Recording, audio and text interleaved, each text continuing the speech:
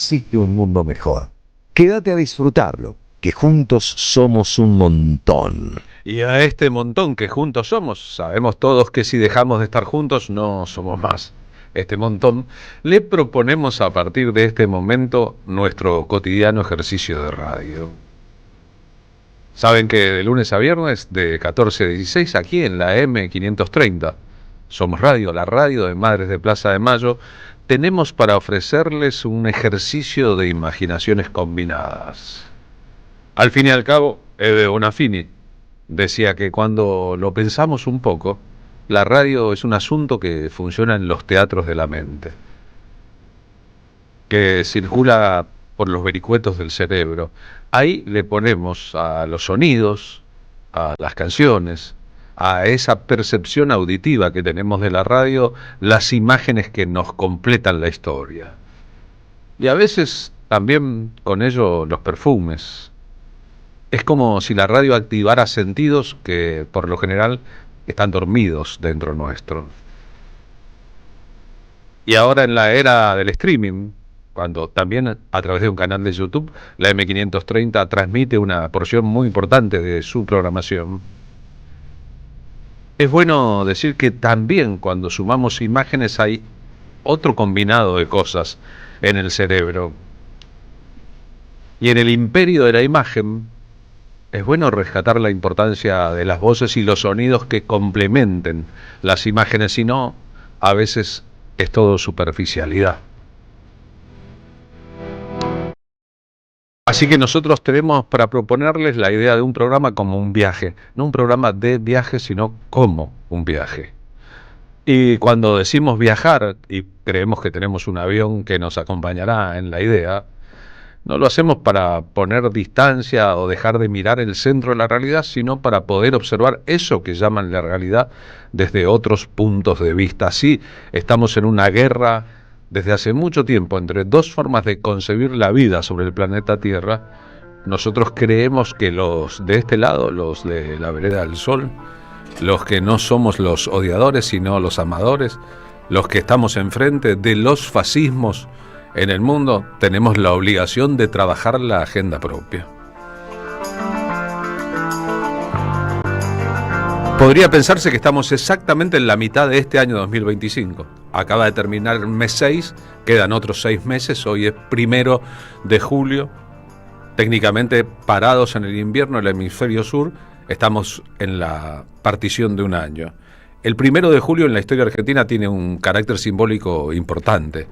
Hace ahora 51 años, el 1 de julio de 1974, moría siendo presidente de la nación por tercera vez y habiendo arrasado en las elecciones del año anterior, luego de 17 de proscripción, con el 61.5 de los votos, el general Juan Domingo Perón.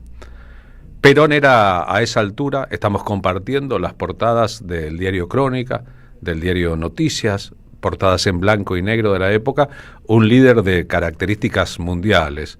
El premier chino, el sucesor de Mao Zedong, por entonces Perón había tenido una relación personal de amistad y de cartas con Mao Zedong, el presidente estadounidense Richard Nixon, el del Watergate, su poderoso secretario de Estado, Henry Kissinger, entre otros líderes del mundo. Tras la muerte de Perón hicieron reflexiones muy sesudas sobre lo que importaba Perón para la historia del siglo XX hasta entonces. También Fidel Castro, que dijo que no podía creer la noticia y que para siempre Perón, que había terminado con el bloqueo a Cuba de los gobiernos argentinos hasta entonces, en el año anterior, en 1973, viviría por siempre en el corazón del pueblo cubano. La tapa de Noticias tiene una particularidad, fue redactada la idea central en medio de los enfrentamientos del peronismo de entonces por el mejor de los periodistas de la era, tal vez uno de los mejores de todos los tiempos. Fue parte del trabajo que Rodolfo Walsh recibió como encargo aquel día para tratar de sintetizar. La situación estaba peliaguda, se pondría más peliaguda lo que significaba la noticia. Rodolfo Walsh escribió, Noticias publicó, una edición cruzada con una cinta de luto. El general Perón, figura central de la política argentina en los últimos 30 años, murió ayer a las 13:15. Es la edición del 2 de julio. En la conciencia de millones de hombres y mujeres, la noticia tardará en volverse tolerable. Más allá del fragor de la lucha política que lo envolvió, la Argentina llora a un líder excepcional. Era un discurso muy cuidado, muy al estilo de Rodolfo Walsh, en una situación política que estaba inestable y se convertiría en prácticamente intratable. Podría decirse que a partir de la muerte de Perón el 1 de julio del 74 empezó a funcionar el mecanismo del golpe de Estado que se llevaría adelante en marzo del 76 y que tuvo prolegómenos también durante el año 1975.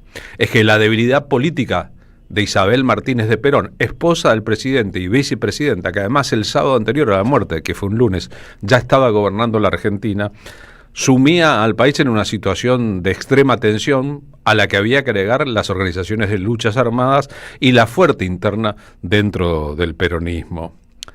Culminaba así un proceso histórico, se abría otro, está claro, en que los enemigos del peronismo otra vez fantasearon con la idea de que muerto el perro, muerto la rabia. Era una idea que ya venía desde los años 40 y 50. Muerto Perón, muerto el peronismo, muerta Evita, muerta el evitismo, muerto Perón, muerto el peronismo de vuelta, muerto Néstor Kirchner, muerto el kirchnerismo o el peronismo, presa Cristina, fin del kirchnerismo. Es una idea que se repite con el tiempo, pero que acá se corporizaba en una situación de extrema debilidad del sistema democrático en general, porque Perón era, siendo militar, una garantía para ciertos sectores de hacia dónde iría aquel proceso político que había comenzado con un Perón alentando la lucha armada para forzar a la dictadura a llamar elecciones y que una vez presidente no solo desalentó la lucha armada, sino que empezó a ser implacable con aquellos a los que había convocado a participar. Es una historia grande y poderosa que se va poniendo oscura con el paso del tiempo. Si le agregamos la música de la época, la música que de una u otra manera reflejaba los sentimientos de la proscripción, nos encontramos con cosas. El día que en el estadio Argentino Juniors el rock celebró el triunfo peronista con una programación de lujo, el artista que nadie conocía era el que había grabado Juan Domingo y sus muchachos. A ver, si luego, mucho más adelante en la historia, Peter Capusotto interpretó a Bombita Rodríguez, está claro que el origen era esta invención de un sello. Al pasar el tiempo te agigantas más y más. Todos extrañamos tu sonrisa y tu bondad. El pueblo impaciente quiere verte pronto aquí y si regresas tú verás.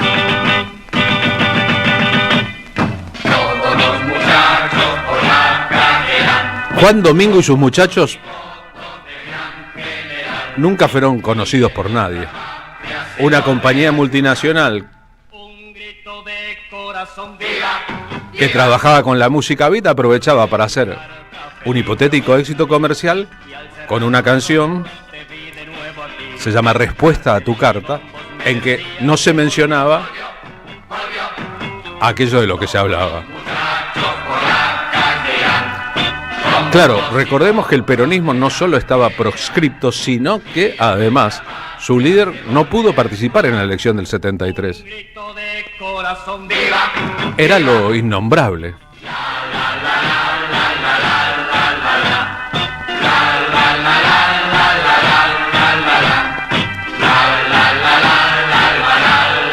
Estamos compartiendo imágenes en color de la enorme ceremonia que se desplegó durante varios días luego de la muerte de Perón, con su velatorio inicial, con la larga ceremonia de 2 días en el Congreso de la Nación con su cuerpo velado, el millón de personas que cubrió las calles de Buenos Aires, las menos de 200.000 que pudieron entrar, el desfile luego del cuerpo por las avenidas Callao y Libertador, finalmente el entierro en el cementerio de Recoleta, en medio del dolor de una parte muy importante de la sociedad.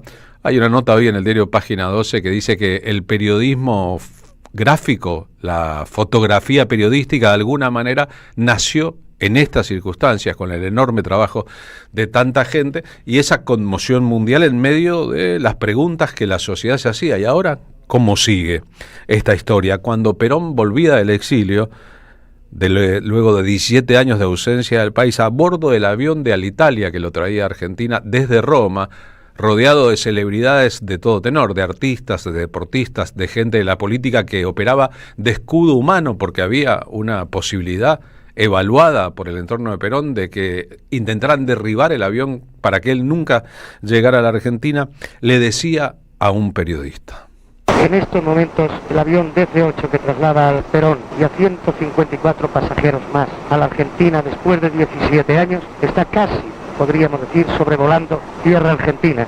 ¿Qué supone después de 17 años volar sobre su patria? Naturalmente que presupone un alto grado de felicidad el poder regresar al país después de tantos años de extrañamiento.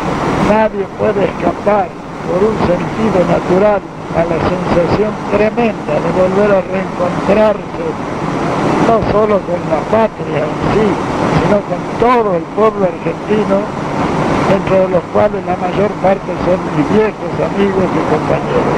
¿Qué supone para usted en estos momentos en los que los sentimientos humanos son tan grandes, qué supone al compensarlo con lo que figura políticamente el regreso a la Argentina? Bien, el regreso del general Perón a la Argentina, más que nada debe ser apreciado por el pueblo argentino. Yo, por mi parte, me siento inmensamente feliz de poderlo hacer. Hay un detalle que no me ha pasado inadvertido, y es que usted partió a las 8:25, la hora exacta en que murió Eva Perón. ¿Por qué? La casualidad, más que ninguna otra cosa. Pero la hemos recordado en ese momento y quizás en homenaje a ella hemos partido en ese momento. Seguimos con la banda de sonido de la época y el grupo Juan Domingo y sus muchachos.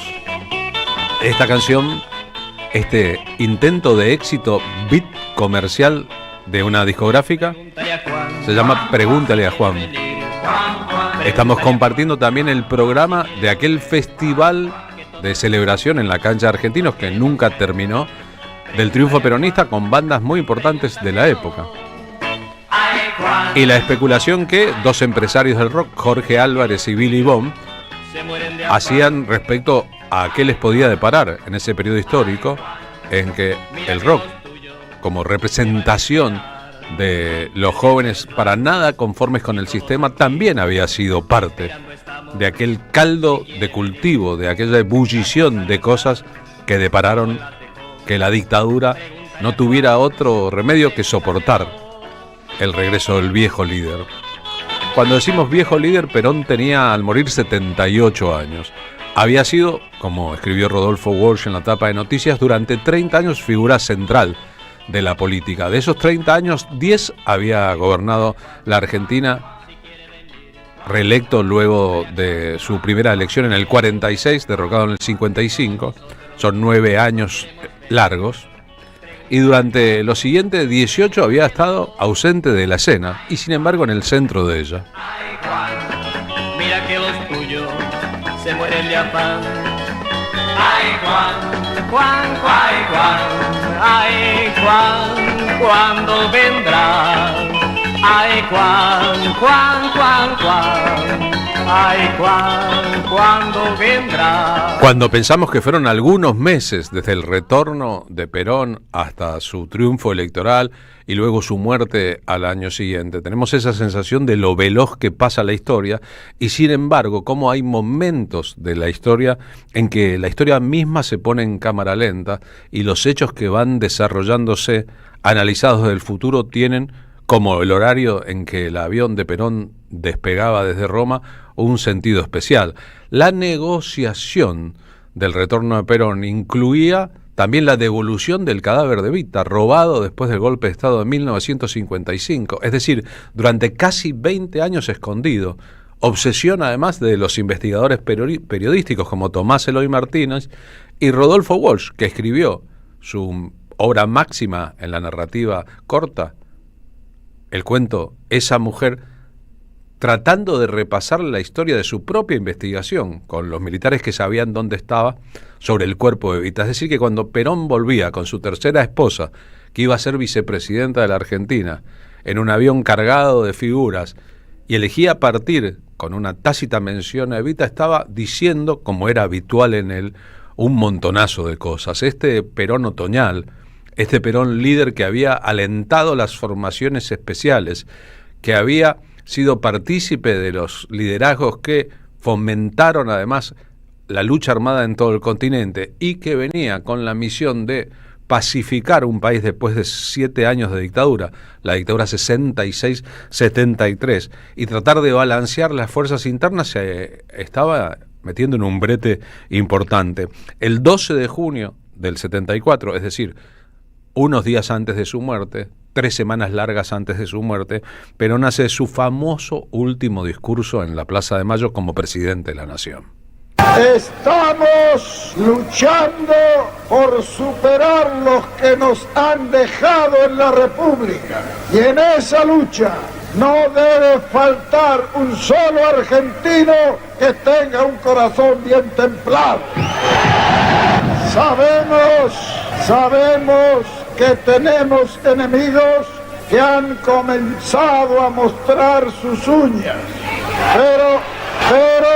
pero sabemos también que tenemos a nuestro lado al pueblo, y cuando el pueblo se decide a la lucha suele ser invencible. Yo llevaré grabada en mi retina este maravilloso espectáculo en que el pueblo trabajador me trae el mensaje que yo necesito. Compañeros, les agradezco profundamente el que hayan llegado hasta esta histórica Plaza de Mayo. Yo llevo en mis oídos la más maravillosa música que para mí es la palabra del pueblo argentino. Estas frases para la historia de Perón son numerosas. No estaban libreteadas, sino que eran parte de lo florido de su lenguaje político y de su poder de sintetizar, a veces, en algunos aspectos, una cultura mucho más grande que él, que tenía que ver también con la cultura nacional, eso que hoy llamamos lo nacional y popular, con muchos estímulos de por medio.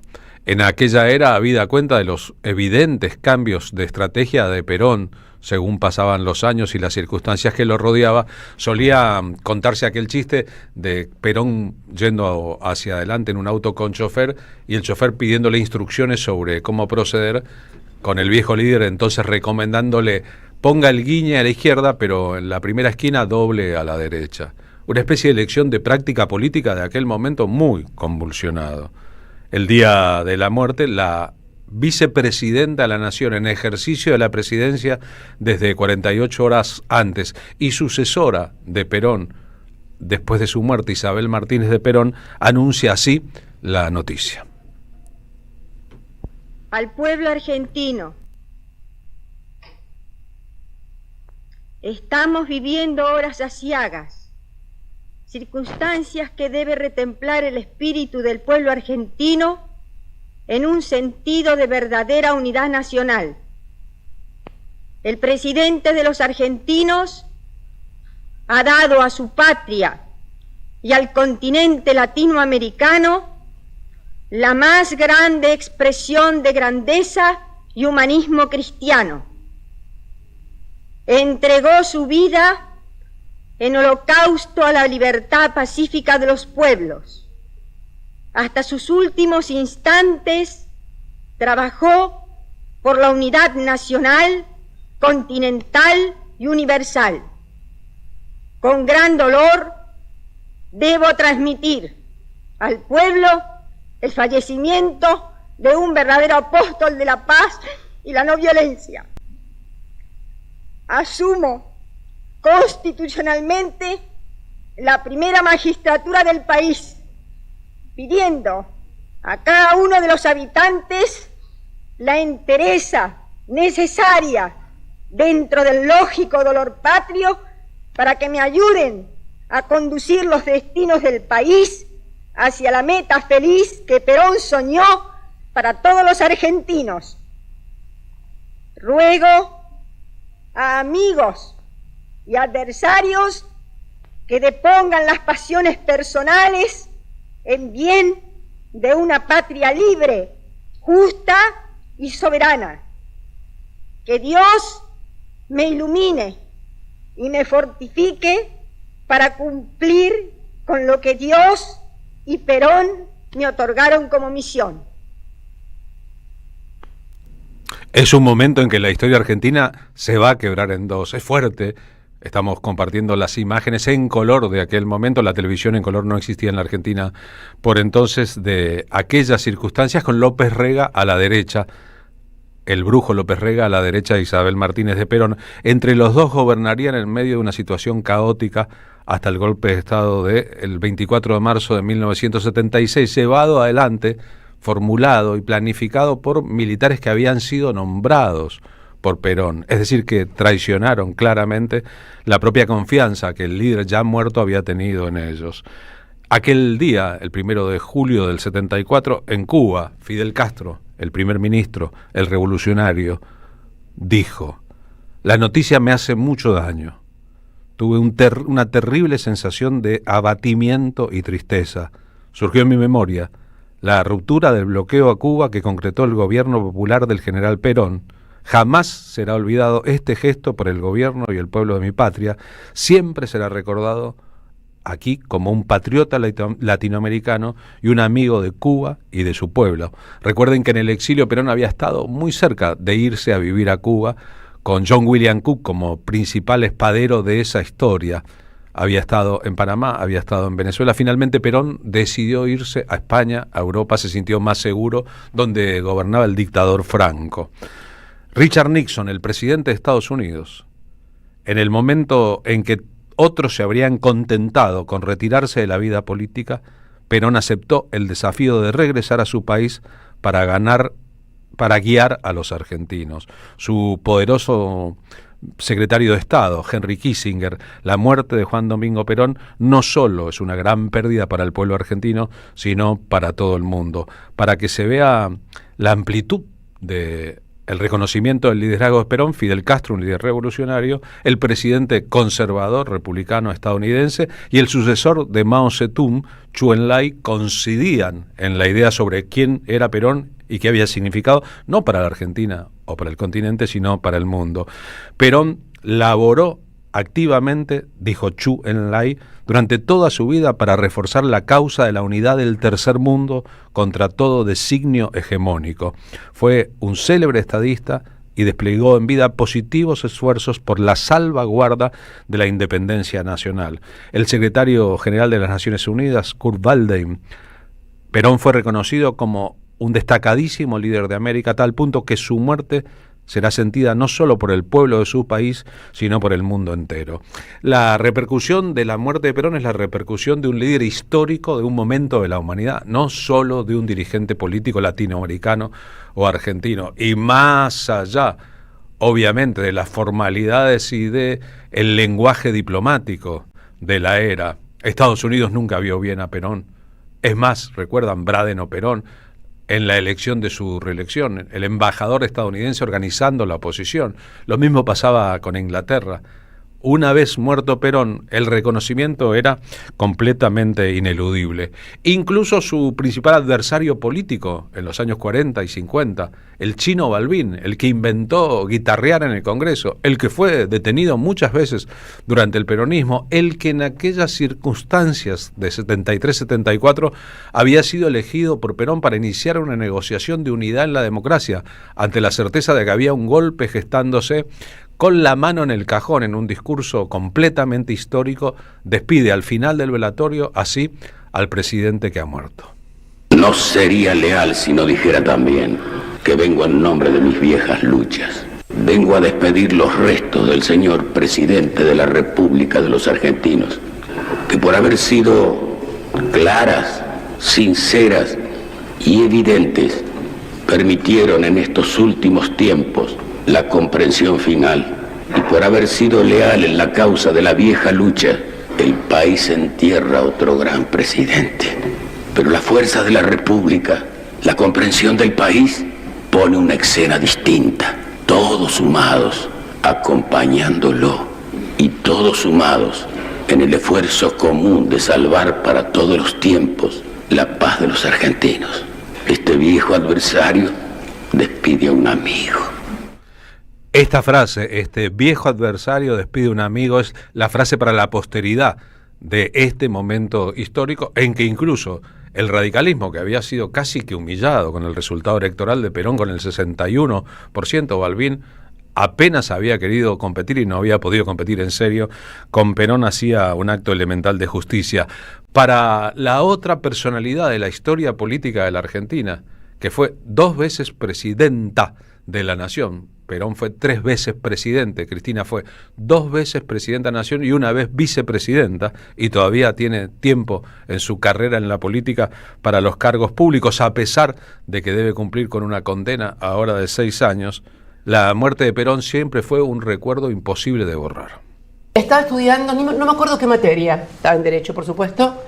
En casa estaba sola, mi papá, mi mamá y mi tía en el trabajo, mi hermana en el Nacional estudiaba, y yo estaba estudiando y mamá me llamaba. Vos es que ahora que veo esa escena mía y te relato esto, era una Argentina en la que todavía la vida se organizaba en torno al trabajo, ¿no? O sea, toda la familia estaba en el trabajo, la más chica estudiando y yo también estudiando, se organizaba en torno al trabajo, ¿no? Que era, me parece, más allá del derrocamiento de Perón en el 55 y todo lo que ello implicó, creo que es una Argentina que hasta 1976 se ordenó en torno a esos valores, ¿no? Los pibes estudiando, el estudio era progreso y demás, pero bueno, ¿qué sentí?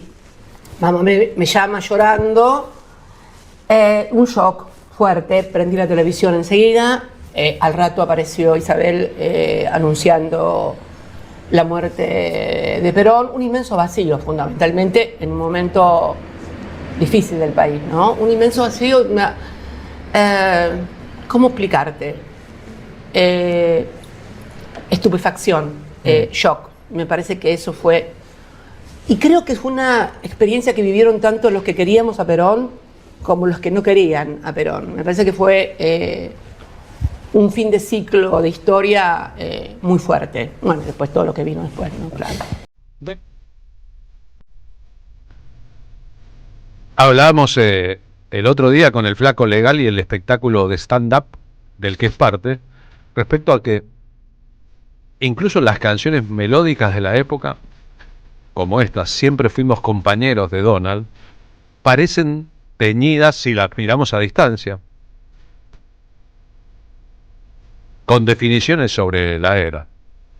Saben que la palabra compañero, por ejemplo, como la utilización del bombo en público, estuvieron proscritas durante la dictadura larguísima del 55 al 73. Claro, ustedes me dirán, no, espera que hubo elecciones democráticas y ganaron Frondizi y Lía 2 de esas elecciones. Sí, es verdad, pero el peronismo estaba proscripto. Es decir, el sueño húmedo de las derechas desde siempre, convertido en realidad, gobernaban, pero los peronistas no podían participar. Entonces, se trataba de una democracia con el partido de masas más grande de Occidente proscripto. El partido que además cuando ganó elecciones las ganó democráticamente, nunca utilizó el poder para llegar a él con golpes de Estado o fue socio de los golpes de Estado. Y ahí vemos cómo hablar medio siglo y 1 año después de la muerte de Perón no es hablar solamente del pasado y de Perón. Las ideas revolucionarias del peronismo no murieron con Evita. El peronismo no murió con Perón. El kirchnerismo no murió con Néstor Kirchner. Porque a pesar del evidente personalismo, del evidente culto a la personalidad que incubó siempre el peronismo, ha sido una forma de organización política en la Argentina muy vinculable a otras formas de organización política en el mundo que siempre tuvieron al fascismo y a la derecha en contra. Y un programa ideológico y político sintetizable en 3 verdades históricas que innegablemente lo hicieron siempre antiimperial y anticolonial. Es ahí el problema del mundo con el peronismo. Y después la figura que hoy evocamos al despedirlo, el que le dio el nombre, el que no supo que le daba el nombre a su movimiento. Primero fue Partido Laborista, después fue Justicialista, pero finalmente ha quedado en la historia la marca indeleble del peronismo por Perón. Entre los peronistas más famosos, aquel que además tuvo una participación destacadísima en el acto de retorno de Perón, aquel que conocemos como el de la masacre de Seiza, Leonardo Fabio, haciendo su canción más peronista de todos los tiempos. Él decía: yo soy un artista y además soy peronista. Esta es una canción de un artista peronista.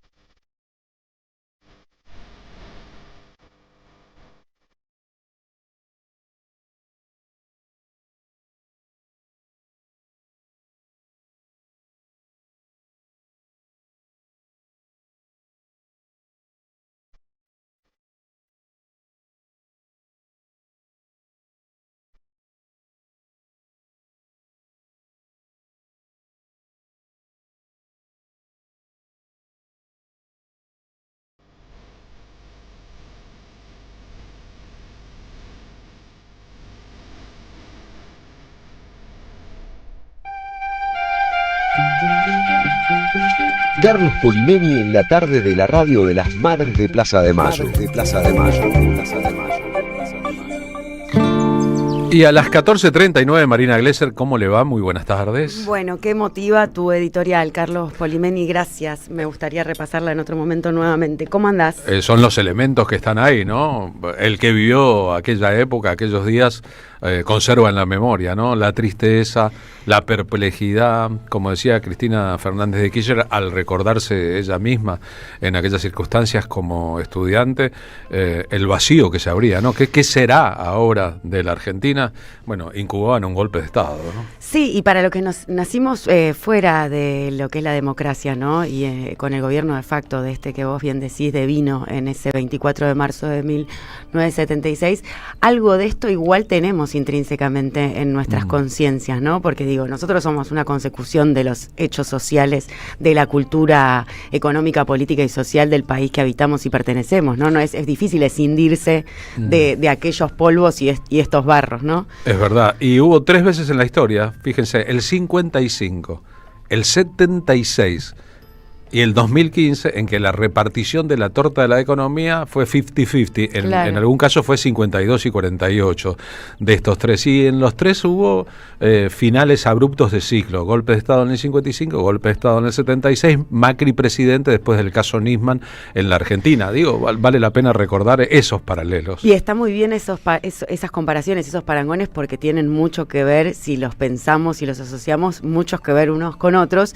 y esto que decís del del 50-50 me parece muy notorio porque las oligarquías y las aristocracias de este país siempre han querido quedarse con la renta y el excedente, y es una acumulación un poco angurrienta por momentos, porque vos ves cómo se va deteriorando ese tejido social y los que pierden siempre son los mismos, o los muertos siempre están de un lado, o quien paga condenas injustas también siempre fuera de la cancha, fuera de la competencia y fuera de las reglas democráticas, son aquellos que en realidad siempre están velando por los intereses del conjunto y nunca solamente por los que dicen representar. Y la difamación de los liderazgos es otra parte importante de la historia de odio contra el peronismo, gestada por aquellos que perdieron ganancias o vieron cómo el Estado controlaba sus propias ganancias y tendía a repartirlas, porque ya saben que el peronismo nunca preconizó que las fábricas iban a ser de los obreros como pensaba el socialismo y su etapa superior el comunismo. Lo que hizo es tratar de mediar para que los dueños pagaran los salarios justos y hubiera condiciones de trabajo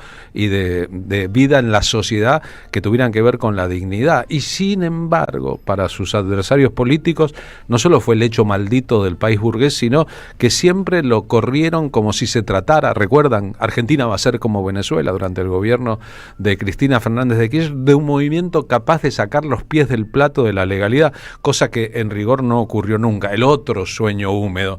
Pero si uno ve hoy la tapa de los principales diarios, que obviamente no tienen por qué recordar el aniversario de la muerte de Perón, es una efeméride más que nosotros tomamos para hablar también de otras cosas, verán que hay una noticia fuerte respecto a que otro expresidente de el Movimiento Nacional y Popular, después discutámoslo, Alberto Fernández, está amenazado con una prisión de 12 años en una causa que se le inició luego de su salida a la presidencia. ¿Qué quiero decir con esto? Más allá de las verdades de cada uno de los casos, una expresidente condenada por delitos que no cometió, un expresidente acusado por delitos que podrían llevarlo también a la cárcel, es cómo procede una parte de la reacción en la Argentina contra todo liderazgo peronista, porque no les importa de qué se trata, sino solamente de qué camisetas llevaron puestas en la vida, con todas las diferencias que hay entre cada uno de los líderes citados aquí. En el móvil 1 de la M530, calles frías de la ciudad de Buenos Aires, Martín Suárez. ¿Cómo va, Martín? Buenas tardes.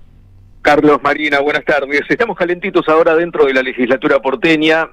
Tengo una misión casi imposible, Carlos, que es tratar de resumir casi 5 horas de exposición del actual jefe de ministros, Gabriel Sánchezini, aquí en la legislatura. Obviamente, la exposición de Sánchezini fue de 40 minutos aproximadamente, pero después vino la hora de interpelar al jefe de ministros de la ciudad de Buenos Aires, que cada 6 meses tiene la obligación de venir a la legislatura para informar sobre lo que está haciendo Jorge Macri aquí en la ciudad de Buenos Aires.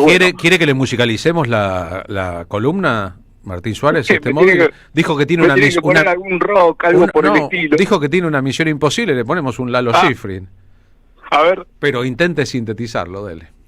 Bueno, básicamente lo que dijo es que hubo mejoras dentro de todo el ámbito educativo, también del transporte público. El transporte público priorizó estas supuestas mejoras por la incorporación de los autobuses eléctricos, me río para no llorar, que los utilizan quienes vienen de otros países, más que nada, no solamente los que viven aquí en la ciudad de Buenos Aires. Ni siquiera creo que cualquiera de nosotros que conocemos a un porteño, a una porteña, ha utilizado seguramente este medio de transporte. Bueno, después habló de la mejora en el subte, en materia educativa con la reforma educativa. Bueno, todo esto fue increpado por la oposición, obviamente, que después de haber expuesto 40 minutos Sánchezini, vino la hora de interpelaciones. El primero en tomar la palabra fue el legislador porteño de la izquierda, Gabriel Solano, que increpó precisamente a este hombre, diciendo de que el gobierno de la ciudad de Buenos Aires no está entregando medicamentos en los centros de salud comunitarios,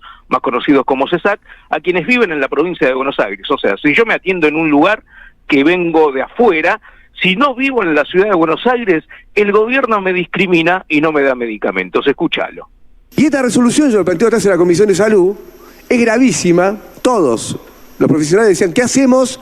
Porque tenemos muchos pacientes que vienen de la provincia de Buenos Aires, que trabajan acá, que van al colegio acá. ¿Le vamos a dar una receta de un medicamento que no van a poder comprar, sabiendo que entonces los chicos no se van a curar? Y esta resolución queremos que se anule de inmediato, y ocurre lo mismo con la resolución que impide directamente la atención sanitaria de las personas migrantes que no tienen el DNI que pide el gobierno de la ciudad. Entonces son dos resoluciones que claramente se encuadran en la xenofobia que se destila desde el gobierno nacional y que, insisto, parece que el gobierno de Jorge Macri quiere hacerse eco en nuestra ciudad para aplicarla. Bueno, el gobierno de la Ciudad de Buenos Aires, al mando de Jorge Macri, desde que asumió el pasado 10 de diciembre del 2023, dijo que la salud es prioridad para los porteños.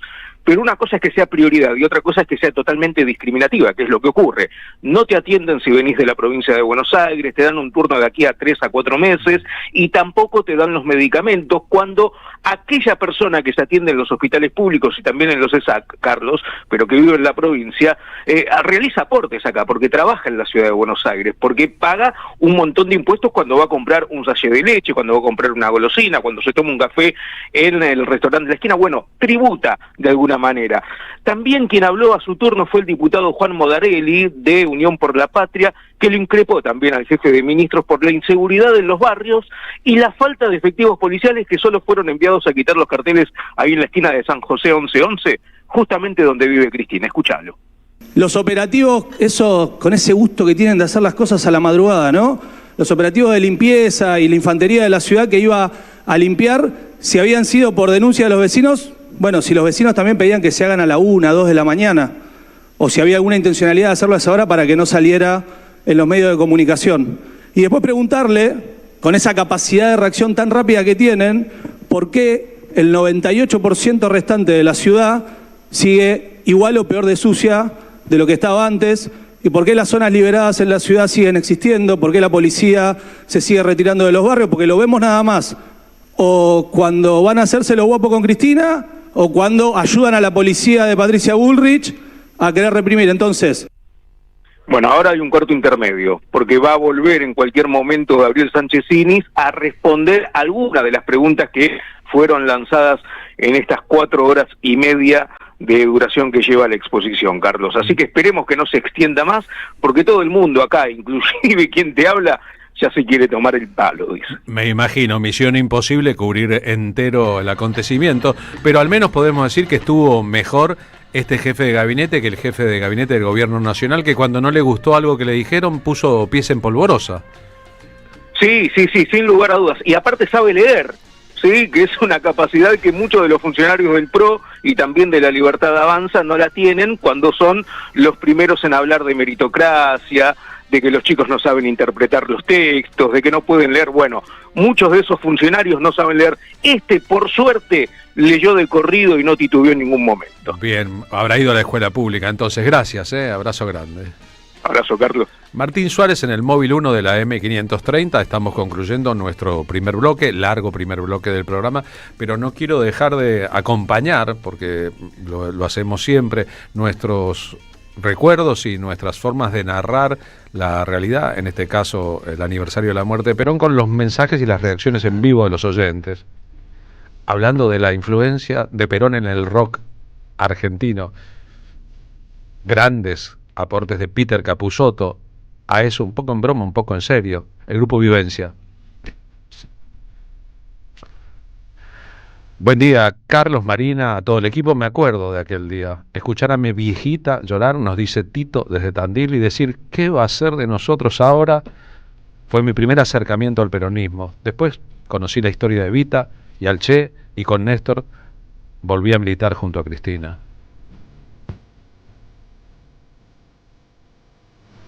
Hola, emocionante el momento editorial. Yo recuerdo que del trabajo nos dijeron que nos volviéramos a casa. Nunca olvidaré que entre mi llanto observaba en el tren Sarmiento, un silencio de muerte, de angustia, y como siempre venía lleno. Estela nos cuenta que hoy vive en Ituzaingó, se emocionó mucho.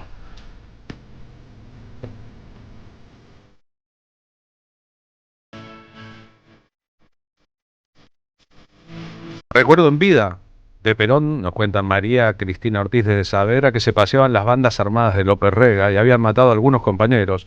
Yo por entonces militaba en la izquierda. Nunca pensamos en la tragedia que se avecinaba.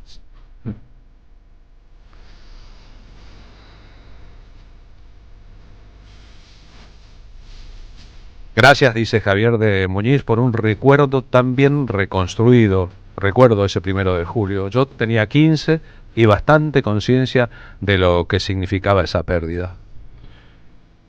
Gustavo García, desde Villa de Lino, aún se siente el dolor del pueblo y la tristeza. La gente que lloraba a mares, el amor a Perón y a Evita siempre fue muy grande. Gracias por estos programas, dice Inés desde el Pedregoso, que ayudan a aliviar los días helados, los inviernos complicados, políticos, económicos y sociales. 16 grados bajo cero y sin agua, congelados.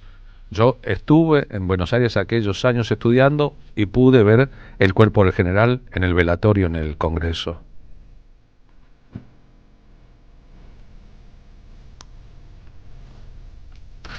(14:51). Así empezamos el programa.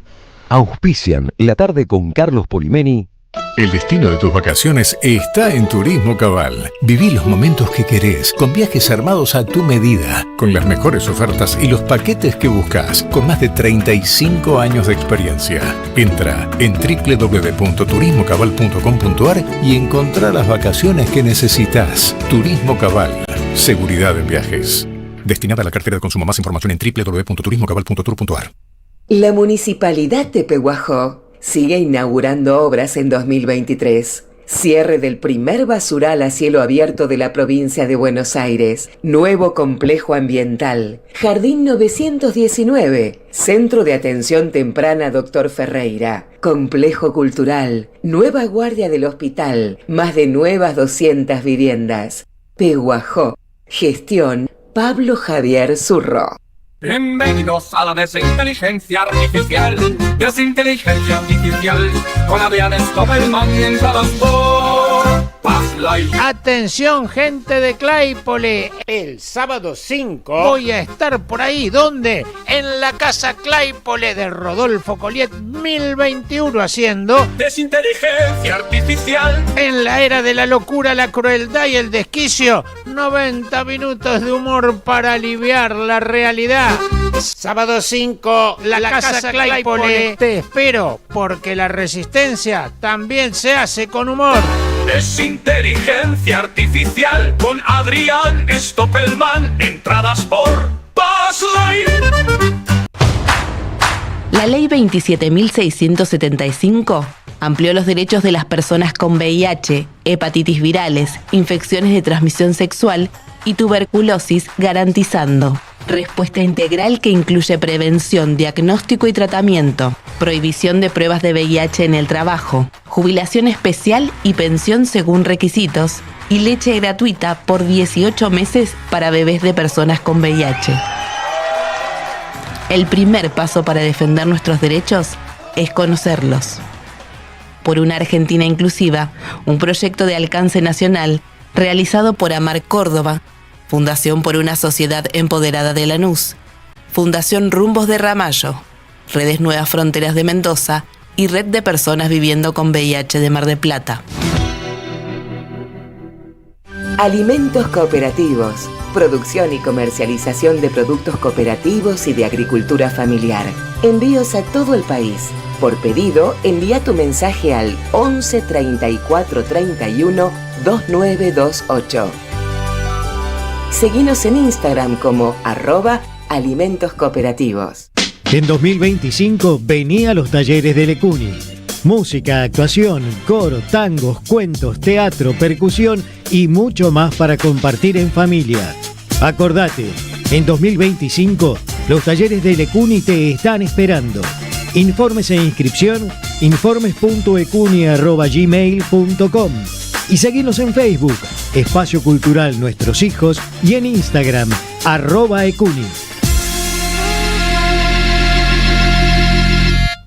Necesitamos la energía para vivir. Aprendamos a cuidarla. Ingresá en edenor.com/consumo. Seguí nuestros consejos para disminuir tu consumo y ahorrar en tu factura. Seamos conscientes. Valoremos la energía. Edenor, 30 años de energía argentina en evolución. AM530 Somos Radio. Buscamos la verdad siempre. La utopía es una isla lejana. No llegaremos nunca hasta ahí. Pero Qué lindo soñar que sí.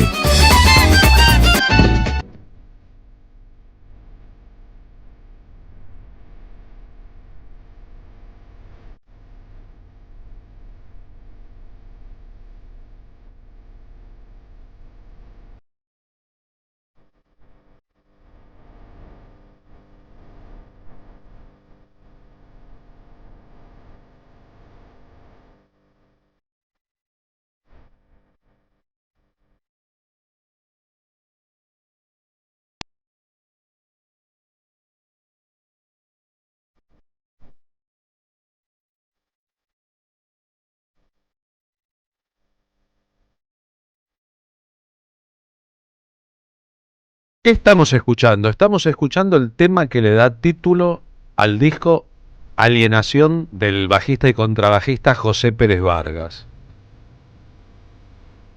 En rigor, uno de los dos discos, porque hay una versión acústica y otra eléctrica del mismo repertorio.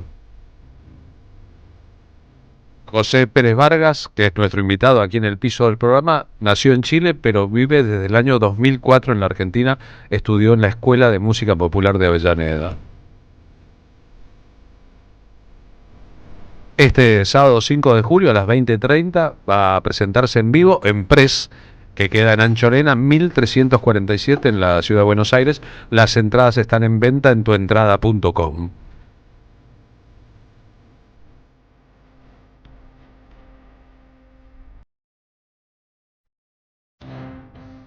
No existiría capitalismo si no existiera alienación.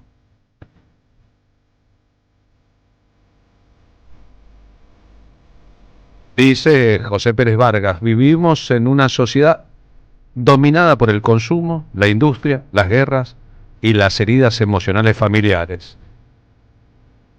¿Cómo salir de la alienación que nos propone el sistema en que vivimos? José, buenas tardes, ¿cómo va? Hola, ¿qué tal? ¿Cómo estás? Gracias por venir a la radio. Gracias a ustedes por invitarme. ¿Cómo se sale de la alienación en que vivimos? Yo creo que cada uno tiene que buscar una forma de ser feliz y tener la tranquilidad y la paz para poder expresarla en su entorno. Yo creo que no hay mejor contaminación de felicidad que estar bien uno y estar bien con los demás.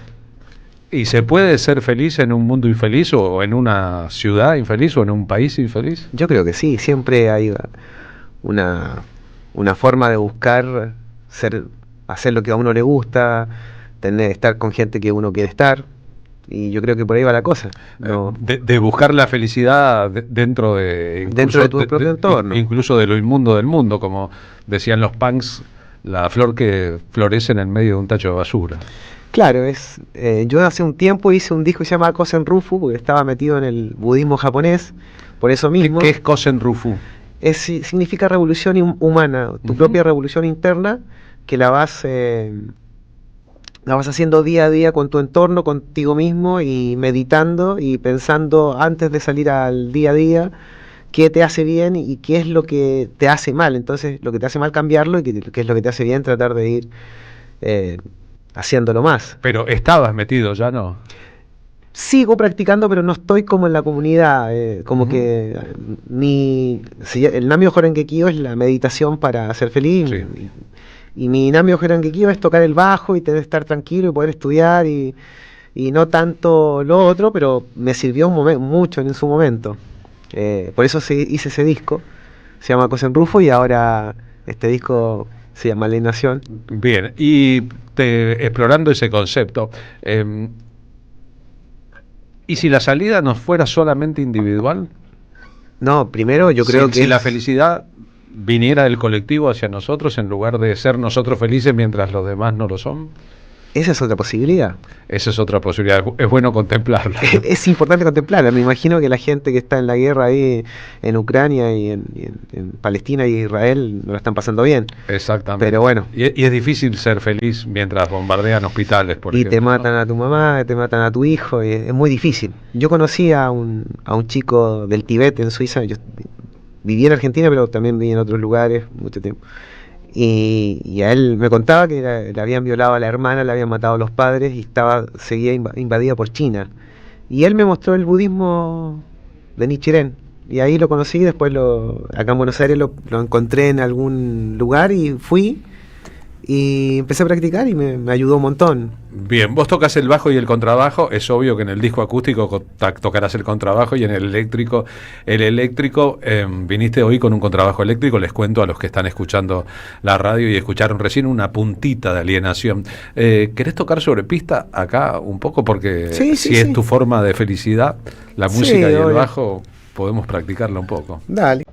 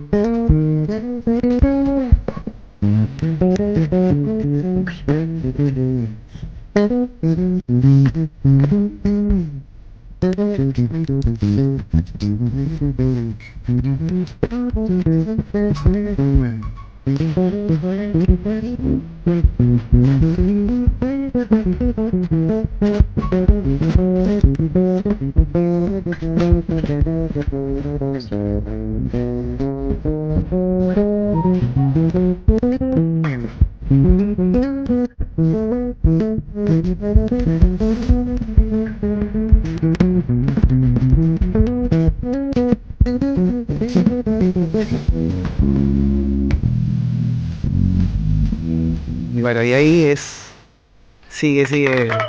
Así hasta el infinito. Ese era el solo de piano y de hecho solía sobre él, pero bueno. Bien, ¿qué influencia tiene en tu formación como artista la obra de Violeta Parra? En sí hay algunas cosas. Me marcó mucho cuando la escuché más grande. Yo, Violeta. ¿En Chile o fuera de Chile? La escuché más fuera de Chile, porque en Chile no me gustaba porque había escuchado las últimas, o sea, no había escuchado las últimas composiciones, había escuchado las canciones que había recopilado.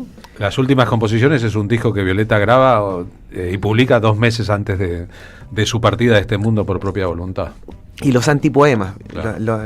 ¿Viste? Los poemas, las canciones más modernas. Y a mí el folclore chileno no me gusta mucho, la verdad. La cueca en sí, las cosas que hay por ahí, y como que no, ¿viste? Ya tengo varios amigos que íbamos a Valparaíso y me decían, vamos a un lugar donde cueca, y la verdad que el pato, no era lo tuyo. No es lo mío, no me gusta. Pero la Violeta, Víctor Jara, Inti Illimani, esas cosas sí, que son letras muy profundas y que sacan del folclore chileno y mezcla con el latinoamericano, y eso me gusta mucho. Y las descubriste a distancia, que es bueno también, ¿no? Sí, sí. Porque la construcción de la identidad para alguien que vive fuera de su país tiene sus complejidades. O sea, Inti Illimani siempre me gustó desde el principio, Los Jaiba, Víctor Jara, y a la Violeta la redescubrí después. O sea, después escuché esos discos y me llamaron mucho la atención porque por la profundidad de sus letras. O sea, vos lees Heidegger o no sé, no es necesario leer metafísica o física para entender el amor y el desamor explicado de una manera tan profunda y tan directa. Es interesante, ¿no? En la Argentina pasa lo mismo con Atahualpa Yupanqui, que por ahí es áspero para alguien no iniciado, pero una vez que descubrís un mundo y descubrís que se trata de un artista popular que en formato de canciones lo que escribió son también tesis filosóficas o de mucha interactuación con el pensamiento. Sabiduría pura en general, su máxima claro. expresión del campo y de la profundidad de la tierra. Los dos tienen como patrón común, ¿no? Ese asunto, que llegan a través de la poesía a la expresión de sabiduría que se convierte en filosofía. Y después de estos 20 años de vivir en Argentina, 21 años ya de vivir en la Argentina, tendrás una impresión sobre esta escena musical a la que perteneces. Sos además docente de música. ¿Cómo es la escena musical de la ciudad de Buenos Aires o la Argentina, la que vos conoces? Mira, te puedo hablar de Buenos Aires porque es Sí, lo que claro. yo más o menos conozco. Y es muy diversa, es muy amplia, y yo estoy metido más en el ambiente del jazz. Claro, y sí. hay un montón de peñas folclóricas o un montón de rock under, y lamentablemente ahora hay como una movida más trapera, también hay una movida, digo lamentablemente porque se simplificó esa movida, y después hay un montón de gente talentosa que está haciendo música, hay hip hoperos, gente que hace freestyle, pero estoy muy alejado de eso últimamente, desde que dejé de tocar de sesión, porque me di cuenta que no me interesa.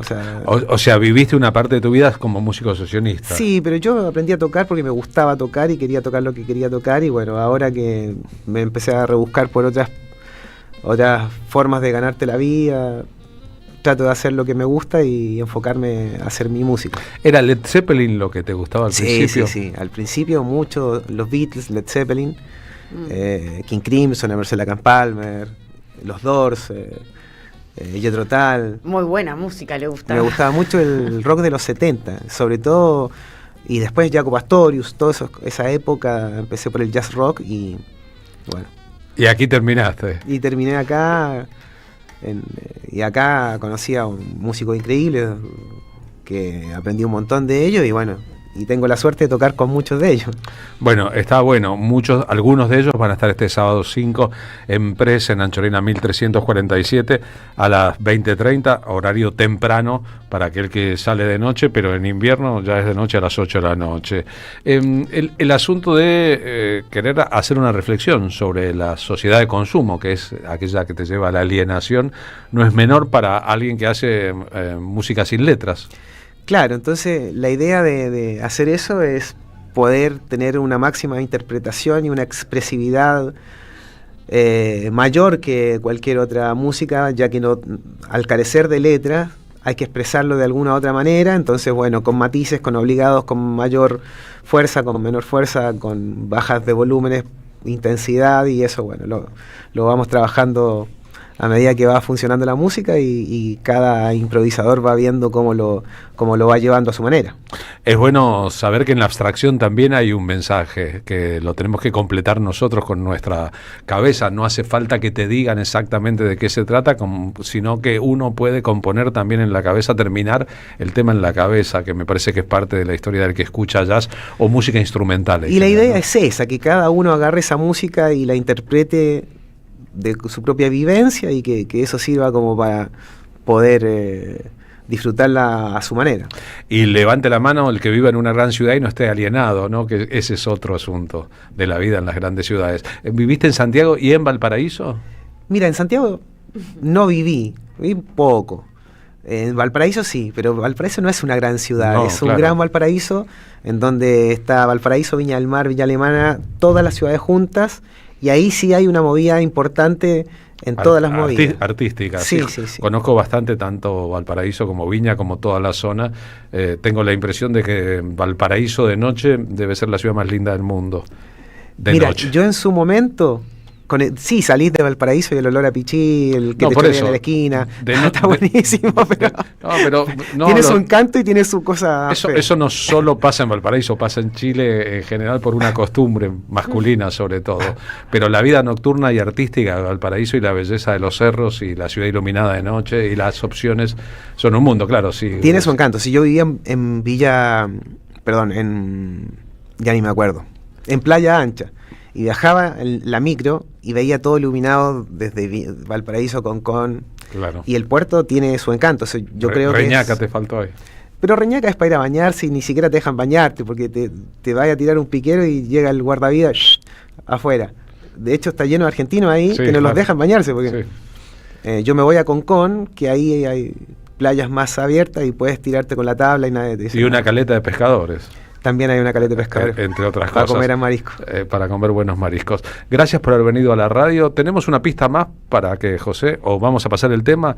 Un tema, si querés tocar sobre tu tema, estaría bueno, ¿no? Dale. A ver, vamos. Dale.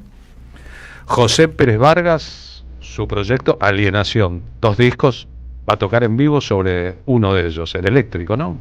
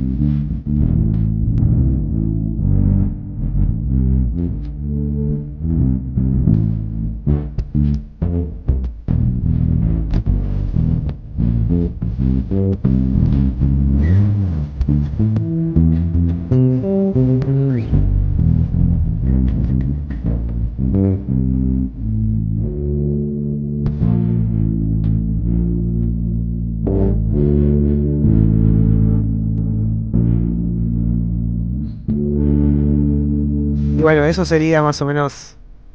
Estoy chocando con las bases que hice y no me acuerdo. Siempre se improvisan esas, así que bueno. Bien, en estas situaciones habría que poner buenísimo.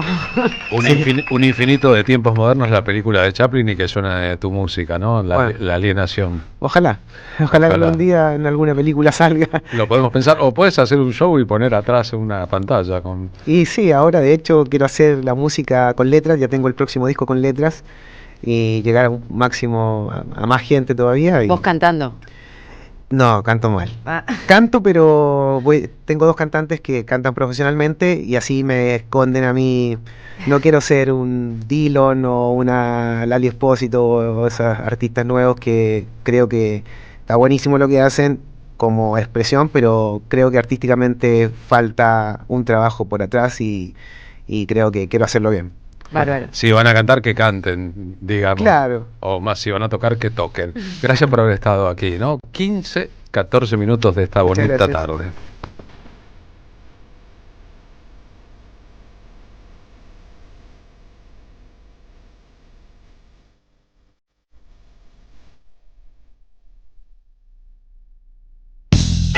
Deja tu mensaje en nuestra línea de oyentes de WhatsApp 11 3200 0530. La patria no se vende, con Carlos Polimeni. Un espectáculo de radio, historia, política, poesía y música en vivo. Y esto es para ti. Sábado 5 de julio a las 21 en El Pulqui Bar, Avenida Entre Ríos, 484, Ciudad de Buenos Aires. Entradas en alternativateatral.com. Los esperamos. La patria no se vende, la patria se defiende. Produce Don Narciso. Auspicia AM 530. Seguí a la Cámara de Diputados de la Provincia de Buenos Aires a través de sus redes sociales y entérate de todas las actividades legislativas en Instagram y Facebook como @diputadosBA y en Twitter como HCDiputadosBA. El sabor que te acompaña es Café Bantú, el aroma en la mañana de Café Bantú. Bantú.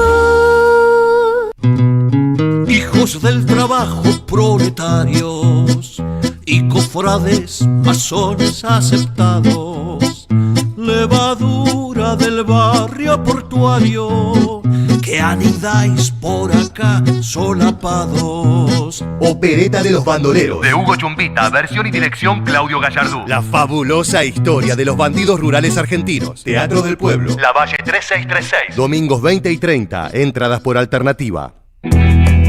Te esperamos en el Centro Cultural de la Cooperación Floreal Gorini para disfrutar de teatro, danza, música, espectáculos para las infancias, conferencias y presentaciones. Podés compartir un rico café o leer un buen libro en la calidez de nuestra planta baja. Recorre nuestra agenda en www.centrocultural.coop y seguinos en las redes sociales. Comprando las entradas con tarjeta Cabal Crédito o Débito accedes a un 50% de descuento. Centro Cultural de la Cooperación Floreal Gorini, Avenida Corrientes 1543, Ciudad de Buenos Aires. Una experiencia cultural y cooperativa. AM530 Somos Radio. Buscamos la verdad siempre. La batalla no es solo política. La batalla es cultural.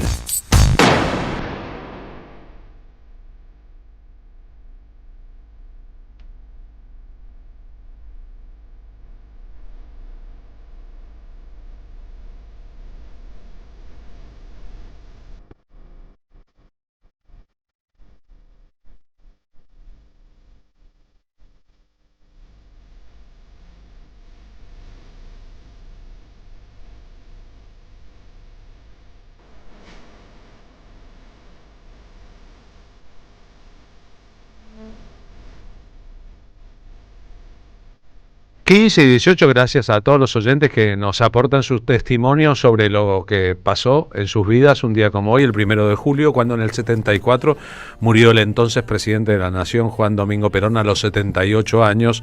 Nos dice Carlos de Ficba: con mis 6 añitos, recuerdo ese día mi enojo por no poder ver El Zorro y Meteor en la televisión. Toda la televisión hablaban sobre este suceso. Después, de grande, fui comprendiendo y acompañando a una forma de política inmortal, nos dice sobre el peronismo de entonces.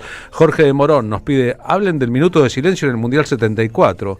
Un temporal se levantó en el estadio. Estos programas son demasiados emotivos. Recuerdo a mi tía abuela, que tenía una peluquería en Saavedra, nos dice Lía, verla llorar viendo el sepelio por televisión, que ella, a quien yo admiraba, lo llorara, marcó mi primer acercamiento al peronismo.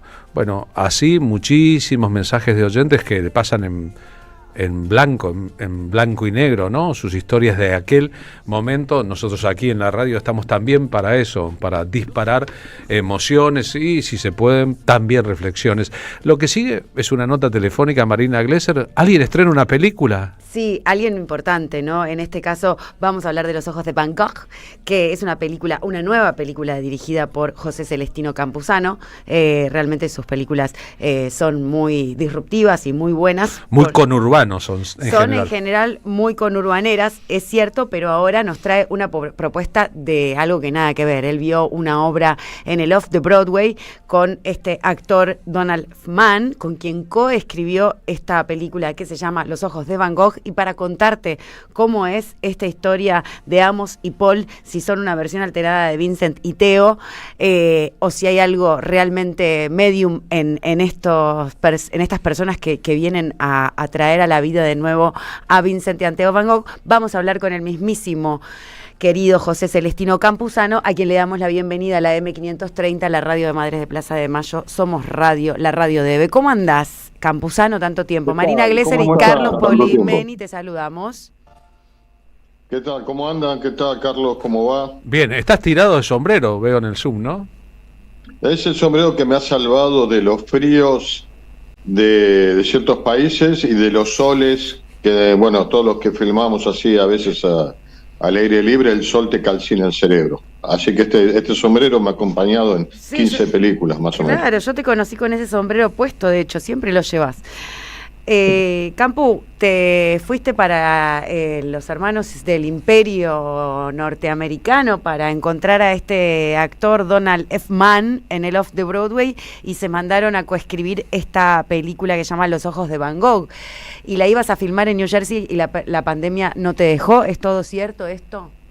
Mirá, es todo cierto. Teníamos una lista más o menos de 5 guiones para filmar junto a la productora de Donald, ¿no? Que es Rose y Mann, Rose por el socio de él de Arkansas.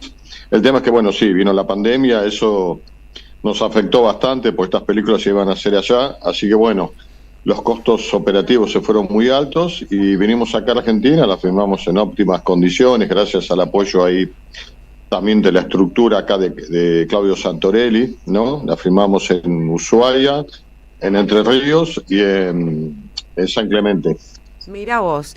Y bueno, siempre te has caracterizado por hacer películas conurbaneras. ¿Cómo es No tanto, mirá.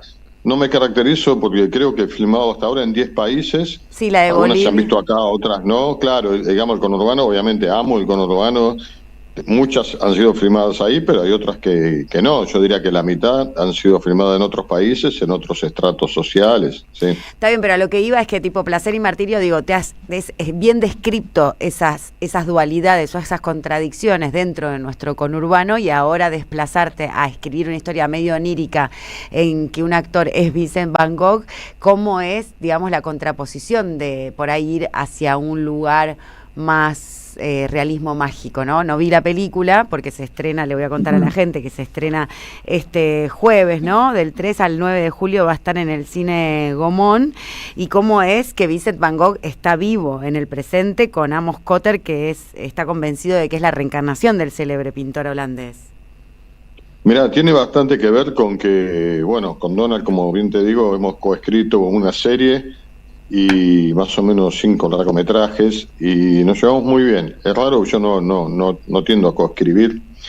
Y él venía de una obra que había hecho ahí justamente en Broadway, ¿no? El que estaba bastante influenciado por la esencia de Van Gogh. Y bueno, hay todas unas cuestiones ahí que tienen que ver con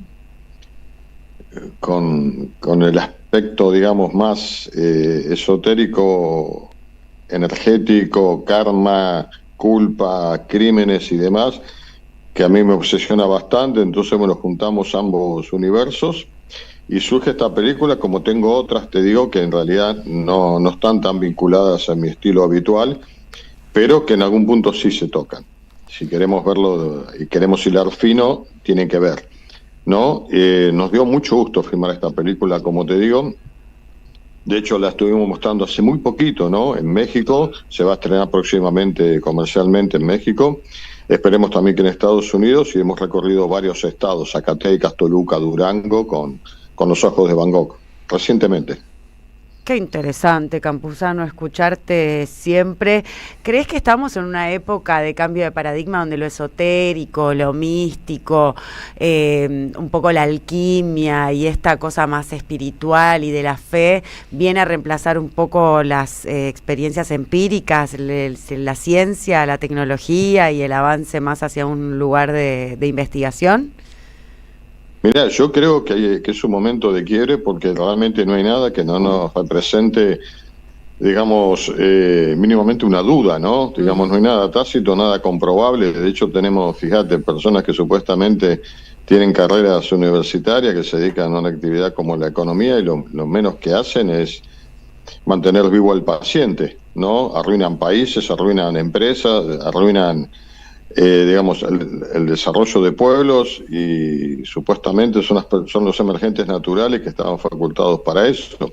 No lo vimos solo en Argentina, yo creo que el mundo está hecho medio añicos, ¿no? Y que lamentablemente en el área audiovisual no está tan representado este momento político, este momento histórico. Lo estará futuro, queremos pensar, pero bueno, yo creo que hoy en día que abundan tantos dispositivos, ¿no?, para registro directo y demás, sería bueno que haya un testimonio que te digo, para mí sería clave y que quede para la posteridad de cómo nos metimos realmente en situaciones como las que estamos viviendo hoy, y no solo en Argentina, ¿no? Yo creo que el mundo está explotado realmente de maldad en estos instantes, de tragedia, y donde, bueno, las formas habituales de dominio y manejo de las multitudes están en crisis, lo veo permanentemente, ¿no? Nosotros somos parte de una red que nació en Buenos Aires, nació en el conurbano, una red muy grande audiovisualista, estamos desde México a la Patagonia distribuidos en 20 sedes, y gracias a ese apoyo de esta sede, bueno, conocimos a Donald, de esta organización, a Donald, cuando filmamos en Nueva York en Video 360, ahí él fue el protagonista, y podemos seguir filmando, pero digamos, es un momento realmente bastante amargo en algún punto, pero como dijo Newton, toda incidencia de fuerza trae aparejada una reacción proporcional en sentido opuesto. Así que bueno, viene el contragolpe pronto y veremos de qué se trata, ¿no? Bien, explicaste sencillamente nada más ni nada menos que la ley de la gravedad. Ahora, qué triste el destino de una nación, o de un continente, o de un mundo que se deja guiar más por la superstición o la superchería que por la ciencia. Y digo esto porque una parte de lo que está aconteciendo en el mundo, José Celestino, tal vez tenga que ver con la pandemia y con la discusión que en el mundo se planteó respecto a de dónde había salido, si había que vacunarse o no. ¿Quiénes eran, en todo caso, los grandes beneficiarios de la pandemia? Los laboratorios y los gobiernos autoritarios, y cómo eso terminó produciendo como un estado de locura en partes importantes de la sociedad, que luego se graficaron en la forma en que la gente terminó votando ciertas personas que dicen saber de economía y no saben, e ignorando a muchas otras personas que, con toda razón, casi que científicamente pusieron el grito de alerta: guarda que el mundo no es terraplanístico sino redondo, cuidado que hay que vacunarse porque las enfermedades matan, y tengan mucho miedo a los gurús de la economía que después cuando gobiernan no saben de economía. Sí, yo creo que esta gente faculta en una suerte de sismo social, ¿no? Por diferentes formas, o sea, la pandemia, guerras, o sea, catástrofes económicas, ¿no? Y a partir de ahí queda toda una suerte de perplejidad, si se quiere, ¿no?, en las personas, y que hace que, bueno, que realmente, como dijo aquel viejo filósofo italiano, ¿no?, es cuando todavía no se han establecido los nuevos tiempos, emergen los monstruos, como ahora, ¿no? Sí, Antonio Gramsci, claro. Totalmente, el amigo Gramsci. Y bueno, ese momento en que justamente, ¿no?, todas estas energías totalmente demoledoras, crueles, despóticas, tiranas, ¿no?, que realmente lo han hecho todo mal. Si analizamos su biografía, lo han hecho todo absolutamente mal, no han podido realmente construir nada y vienen a destruir todo, por resentimiento, por no haber sido lo que hubieran querido.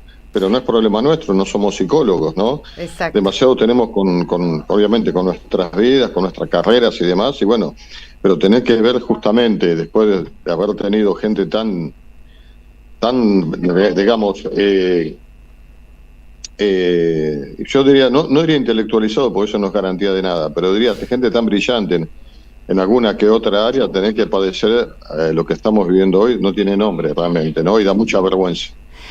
Compartimos un poco tu sensación, José Celestino Campuzano. Vas a estrenar ahora este jueves esta nueva película que se llama Los ojos de Van Gogh. Cuando fui al Museo de Van Gogh me reía porque siempre dicen Van Gogh, ¿no? Ahí en Holanda. Sí.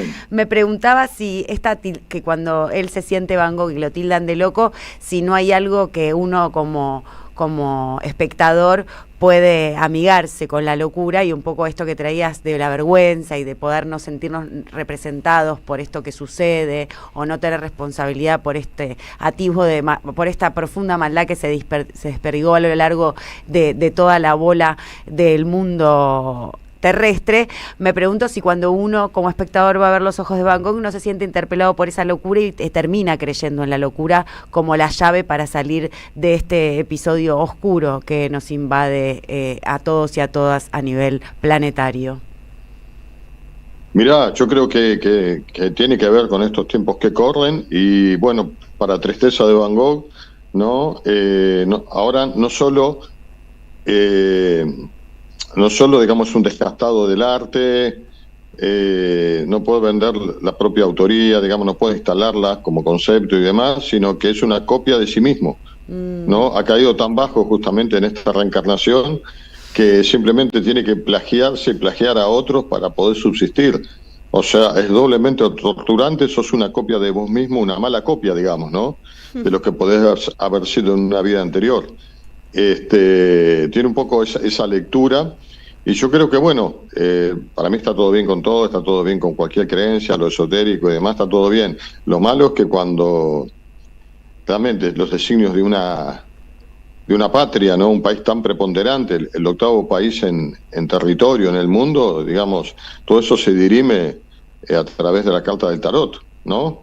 Eso terrible. Es una locura total, porque vos decís, bueno, para las personas que creen en lo esotérico, sabemos bien que también a través de ciertos canales, como puede ser el conocido tablero Ouija, carta del tarot, sabemos que se pueden perfectamente meter lo más bajo de las energías, lo más oscuro del inframundo, ¿no? Que acá escuchando argumentos de estas personalidades tan en boga hoy y demás, te das cuenta que hay algo ahí que no es para nada natural y que responde a un otro orden, ¿no? A un orden que evidentemente es maléfico. Wow. Bueno, vamos a ir a ver tu película. De este escollo, ¿crees que uno sale votando en septiembre en la provincia, ahí al conurbano, y en octubre para las intermedias a las cámaras, a la bicameral nacional, y después en el 27 para cambiar de presidente? ¿O cómo crees que se dirime el futuro de los designios, como bien decías, de la patria?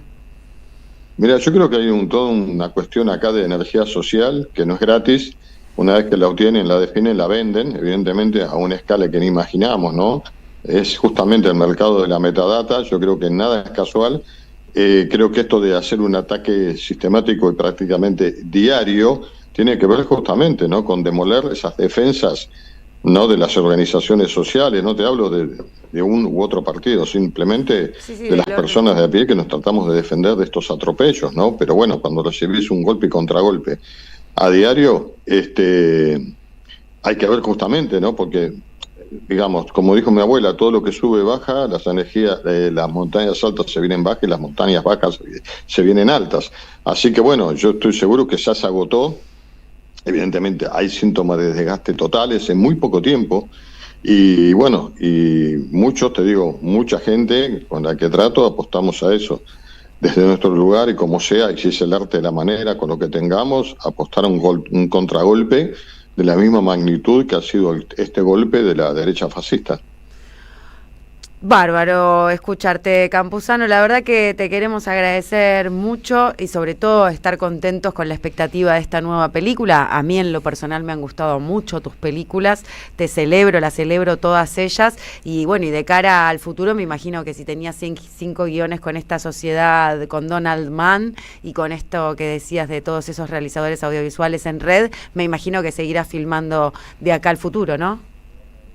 Mirá, tengo 3 películas en post que las tuve que parar por una cuestión económica, y para septiembre, del 14 al 26, con nuestra red recibimos 100 técnicos de toda Latinoamérica para filmar 10 películas en Tandil. 10 películas en paralelo. Nosotros no paramos por nadie, no paramos bajo ningún punto de vista, vamos a esta actividad, así que bueno, vamos a seguir en contacto, pierdan cuidado, y siempre apostando al arte, apostando a la gente y al país. Gracias, José Celestino Campuzano, un placer hablar contigo. Suerte con los ojos de Van Gogh y un beso muy grande. Lo mismo digo, chicos. Abrazo grande. Chau, chau. Mirá si en todos los campos de la vida tuviéramos 10 campusanos. Y bueno, deberíamos, la verdad que nos lo merecemos. Lo que sería ese contragolpe. Somos Radio.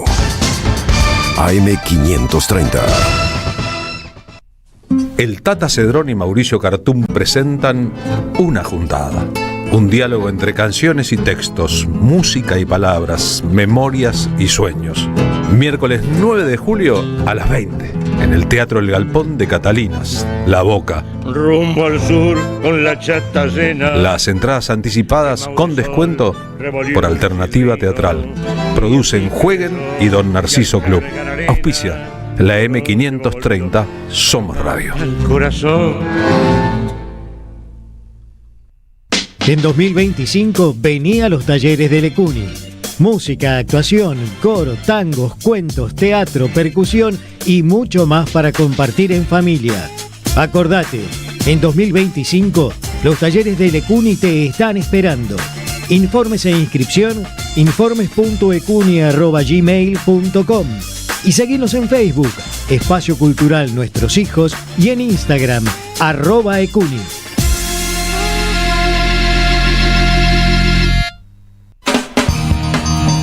Somos Radio. AM530. Paren el mundo, me quiero bajar. Estoy haciendo cosas importantes. Estoy escuchando radio.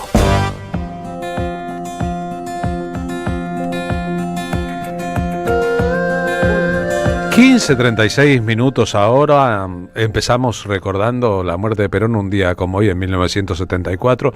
Hay muchos oyentes movilizados que escribieron cosas respecto a sus sensaciones de entonces. Rosy desde La Plata nos dice: recuerdo que yo vivía en una pensión como estudiante en La Plata. Cuando se supo la noticia de la muerte de Perón, la pensión quedó vacía. Todo el mundo se fue a Buenos Aires al velatorio. Algunos incluso pudieron entrar. Luego las rondas, el mate, las anécdotas, muy pocos presentían lo que vendría después. Quito Aragón me escribe ahora, me está escribiendo al WhatsApp: 2 noches antes de la muerte de Perón, 2 pibes del Bajo Flores discutiendo si estaba muerto o no. Un amigo y yo, si Perón estaba muerto o no. Claro, era una discusión epocal. Perón desapareció de la escena pública. El sábado previo a su muerte, que fue un lunes, Isabel Martínez de Perón asumió provisionalmente la presidencia. Se rumoreaba que ya estaba muerto y que estaban calculando el momento de anunciarlo. Después un grupo médico muy importante, con el doctor Tayana a la cabeza, explicó con un comunicado las circunstancias de la muerte: un paro cardíaco esa mañana, el estado general de salud que era muy malo. Perón tenía 78 años y portaba enfermedades. Nos cuenta Quito Aragón: por entonces yo tenía 10 años, allí en el Bajo Flores se discutía también eso. Te escribo yendo a laburar al recital de La Renga. Gracias a todos los amigos, que la verdad son un montón los que interactúan con nosotros. Un genio campuzano, un pensamiento, diría ser, refrescante. Debería reemplazar a Claudio María Domínguez en C5N, bromea ahora el oyente. Nosotros nos vamos rumbo a nuestro compañero en distancia hoy, Pablo Hacker. Pablo, buenas tardes, ¿cómo va? Hola Carlos, hola Marina, ¿cómo están? Buenas, Hacker, ¿qué haces? ¿Cómo te va? Bueno, bien, estamos con la noticia de Eva Pietravallo, es la mamá de Alexia Abaigar. Ustedes saben que ella es la directora de Sensibilidad y Promoción de Derechos del Ministerio de Mujeres y Diversidad de la Provincia de Buenos Aires, detenida ahora en el penal de Seiza desde la semana pasada. Secuestrada también puede ser una forma muy clara de decirlo. Acusada, porque en realidad la causa estaba en secreto de sumario, de colgar un pasacalles y tirar excremento en la casa del diputado Espert. Le voy a poner un paréntesis, Eva... Pablo, a esta intervención tuya, a esta tu columna, para recordarse el sketch de Olmedo cuando entraba un tipo y decía, paren las rotativas. Sí. Exacto. Paremos la rotativa, prende la cámara. Me tenté, perdón. ¿Prendé? ¿Podés prender la cámara? No, porque está por teléfono, no está por Zoom. No va a poder prender la cámara porque está por teléfono y no por Zoom. Estamos.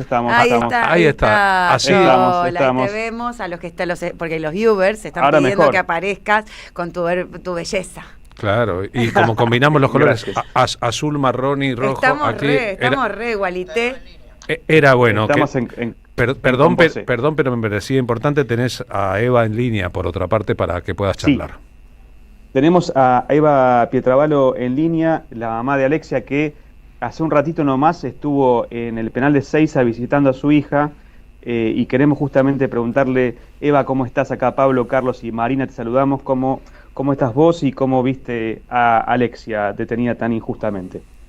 Buenas tardes. Mira, estamos como podemos, estamos muy mal, muy angustiadas las dos. Obviamente yo trato como mamá de transmitirle ánimo. La verdad que me tiene muy angustiada esta situación. Nos han tratado tan mal, con una desmesura, con una exageración. Desde el día miércoles 25, o sea, la semana pasada, ya hace 7 días, nos allanaron la casa de ella, la casa mía, la casa de una expareja, tanto la expareja como yo, por ser portadores de una cédula azul. No se puede creer. Y bueno, nos allanaron, yo realmente me asusté mucho, mi hija también. Nos revisaron todo como si fuéramos, no sé, traficantes de drogas, y nos llevaron a la comisaría de San Isidro a declarar. Mejor dicho, nos llevaron a la comisaría para que esperemos ahí a que el juzgado nos llame a declarar. Yo pensé que era algo como la policía vino a mi casa a las 6:30 de la mañana, que era de noche todavía, eran 8 o 9 personas en total, o más, no sé, realmente fue una situación muy estresante. Me dijeron que me iban a llevar a declarar al juzgado y que después me traían. Y yo casi ingenuamente, como una criatura, creí en estas palabras, y sin embargo el juzgado nos llamó a declarar a Alexia y a mí 48 horas después. O sea, tuvimos que dormir en la comisaría donde no hay infraestructura, y dormimos en unas habitaciones siempre separadas las dos porque estábamos incomunicadas. Yo en ningún momento vi a mi hija ni ella a mí. Entonces tardaron todo el miércoles y todo el jueves para recién el jueves a la noche llamarnos a declarar la jueza Arroyo Salgado. Por supuesto que nos llevaron esposadas, dormimos en la comisaría, con frío, no había ni papel higiénico, perdón que lo diga ese detalle, pero para que tengan una idea en qué condiciones estuvimos. Yo con casi 70 años que cumplo en un mes. Nos llevaron esposadas.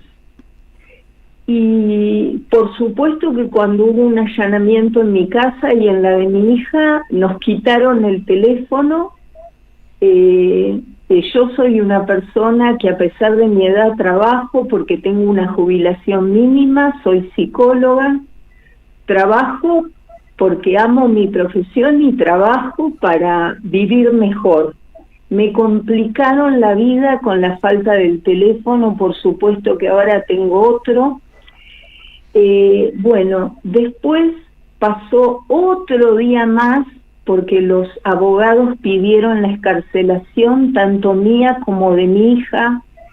En la reunión con la jueza Arroyo Salgado y otras 2 personas más, la doctora se le preguntó, el abogado que estaba a mi izquierda le preguntó cuáles eran cuál era la imputación, y porque el abogado no encontraba la explicación de lo que nos acusaban, no tenían pruebas, y la misma Arroyo Salgado mirándome a los ojos, yo casi implorándole, diciendo, señora, ¿por qué estoy acá?, me dijo que solo ella estaba hablando de la descripción de los hechos, digamos, que lo que la persona que trabaja con ella relataba era la descripción de los hechos. Bueno, ahora, sí, perdón. ¿Y el delito, la causa por la que estaban siendo interrogadas y detenidas, cuál era? No hay pruebas, no hay imputación, no hay explicación, como le decía, de qué nos acusan. ¿Y entonces por qué tienen a Alexia presa? Bueno, eso es lo que están tratando de averiguar los 2 abogados que Alexia tiene. O sea que ni siquiera ustedes pudieron ver la acusación que se le hace a Alexia, porque los rumores, los trascendidos era que, digamos, se le acusaba de haber participado de arrojar excremento en la casa de José Luis Espert y de poner un pasacalles en la puerta de su casa. Eso tampoco lo pudieron observar, y no. Tampoco les explicaron claramente, ni les dieron una prueba de que ellos tengan registro de ello en la justicia. No, ellos lo que tienen era el tema de la patente del auto. Tienen filmada la patente de un auto en la zona, en la puerta de la casa.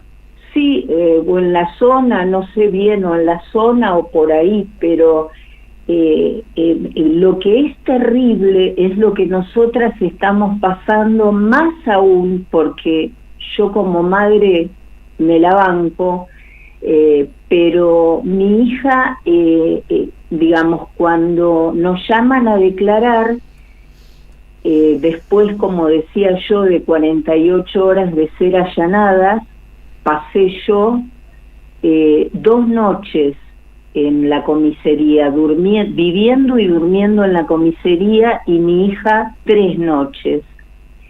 Cuando nos llaman a declarar, nos dicen que bueno, que nos van a avisar si nos dan la excarcelación que pidieron los abogados luego de la audiencia. Y nos contestan aproximadamente 24 horas después. No, digamos, declaramos el jueves a la noche, nos allanaron el miércoles a la mañana temprano, declaramos el jueves a la noche, y el viernes a la noche muy tarde, no sé, creo que eran más de las 12 de la noche, me dan la excarcelación a mí, pero a mi hija no. Y ahí empieza otro calvario de mi hija, que es que al día siguiente la llevan a la calle Talcahuano. La llevan no solo esposada, como nos habían llevado como delincuentes, esposadas con las manos atrás, en la espalda, la llevan encadenada a un móvil. No sé cómo es eso, porque cuando mi hija me lo contó me resultaba inimaginable. La llevan a Talcahuano, y de Talcahuano la llevan al penal de Ezeiza. Y me cuenta además que la tenían como si fuese, ella me dijo esta expresión que yo cuento en confianza, que la estaban fotografiando, y que en 3 oportunidades le decían, ponete así, ponete asá. Entonces le sacaron fotos con la cabeza tapada, y después alguien se quejó a los gritos de por qué con la cabeza tapada, que tenía que estar con la cabeza descubierta, toda esa secuencia en 3 oportunidades, porque a alguien, no sé a quién, no le gustaba la fotografía. Y bueno, y ahora está en la cárcel y es una chica que tiene una enfermedad. Es una chica muy bella y tiene un aspecto saludable, pero tiene una enfermedad autoinmune rara que se llama LAM, L-A-M, es la sigla. Y ella, que es una enfermedad que afecta los pulmones, nosotros tenemos documentación en abundancia de que en febrero del 2024, el año pasado, en febrero del 24, ella estuvo internada en el sanatorio Güemes, le hicieron una operación importantísima porque tenía muchísimo líquido linfático instalado en el estómago en un linfoangioma, y bueno, sufrió muchísimo, estuvo muchos días internada, la derivaron al Güemes, si bien nosotros somos de la zona de Florida, Vicente López, la derivaron al Güemes porque necesitaba un lugar de alta complejidad, y después salió adelante como pudo, con muchos cuidados, con mucho amor de su familia, y ahora en febrero, justamente un año después, en el 2025, volvió a aparecerle el líquido linfático en los pulmones y se ahogaba, y le sacaron 1 litro de líquido linfático, y ahora me la tienen en una cárcel, no puede estar ahí. Eva, ¿cómo estás? Marina soy. ¿Hablaste con Alexia hoy, ayer?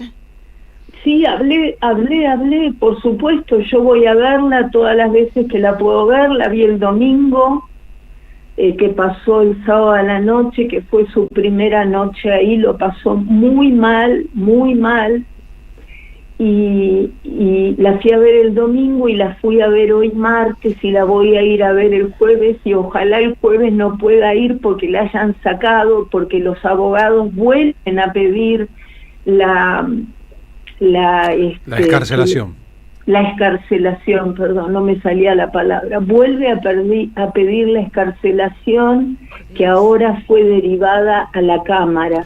¿Qué dice Alexia sobre aquello que le imputan? Dicen tener un auto con una patente a su nombre cerca del lugar donde ocurrieron los hechos. ¿Qué más tiene ella para decir respecto a si es cierto o no? Nosotros hablamos de excrementos o de bosta, la tapa de Clarín dice caca directamente, hablando de aquello que se arrojó en la puerta de la casa de Espert.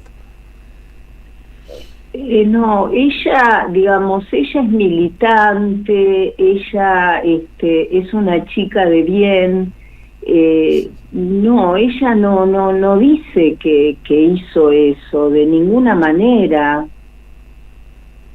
Eso es central, la están responsabilizando de algo que ella dice que no hizo, ni colgó un pasacalle en la puerta, ni fue la responsable del excremento en el lugar, solo que tienen la patente de su auto en la zona. Exactamente, pero aún teniendo la patente del auto, entenderán ustedes conmigo que es absolutamente violento todo esto que nos están haciendo, pero fundamentalmente que le están haciendo a ella. Lo mío ya pasó.